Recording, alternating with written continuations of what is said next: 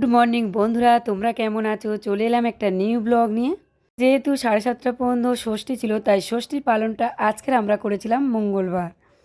আগের দিন সোমবার সন্ধ্যাবেলা আমার শাশুড়ি মা গোটা ষষ্ঠীর রান্না করছিলেন। দেখতে পাচ্ছ বন্ধুরা, আমার শাশুড়ি মা গোটা ষষ্ঠীর রান্না করছে। এত বড় কড়া দেখে তোমরা নিশ্চয়ই বলছো যে আমরা এতগুলো গোটা ষষ্ঠীর তরকারি খাবো কিভাবে। শাশুড়ি মা রান্না করছে এই গোটা ষষ্ঠীর তরকারি অনেকেই নিয়ে যাবে, যার জন্যে আমাদের এত বড় কড়াই করে করছে। তাছাড়া এবছর তো ছোট কড়াই করে করছে।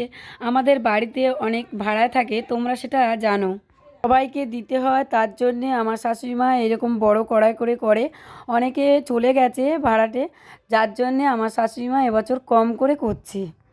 তোমাদের কাদের কাদের গোটা ষষ্ঠী আছে অবশ্যই কমেন্ট করে কিন্তু জানাবে। তোমরা কি গোটা ষষ্ঠীর রান্না করো আমার শাশুড়ি মায়ের মতো এইভাবে? সেটাও কিন্তু জানাবে। গোটা ষষ্ঠীর তরকারির সাথে সাথে বন্ধুরা আমাদের বাড়িতে ডাল চচ্চড়ি আলু ভাজা হয়। ডাল চচ্চড়ি আর আলু ভাজাটা আমি বানাবো। শাশুড়ি মা এখন এই তরকারিটা করছে, আমি ওদিকে ডাল চচ্চড়ি আর আলু ভাজা বানাবো। এই গোটা ষষ্ঠীর তরকারি বানাতে অনেকটা সময় লাগে, যেহেতু এগুলো সব একসাথে সিদ্ধ করতে হয়, যার জন্যে অনেকটা সময় লাগে।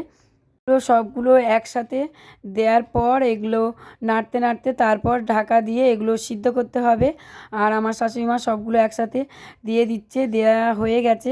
এখন এটা ঢাকা দেবে। এইভাবে ঢাকা দিয়ে কিছুক্ষণ রাখার পর আবার এটাকে খুলে জলটা মারতে হবে। দেখো এদিকে আমাদের তরকারি প্রায় হয়ে এসছে। এই জলটা মেরে আমরা তরকারিটা ড্রাই করে নেব শুকনো মতো। আর আমাদের ফাইনালি দেখো গোটা ষষ্ঠী রান্না কমপ্লিট হয়ে গেছে। এদিকে এখন আমাদের ভাত বসানো হবে। আমরা কালকের পান্তা ভাত খাওয়ার জন্য ভাতটা বসে গেছে। বন্ধুরা ভিডিওটা কেমন লাগলো কমেন্ট করে অবশ্যই জানাবে।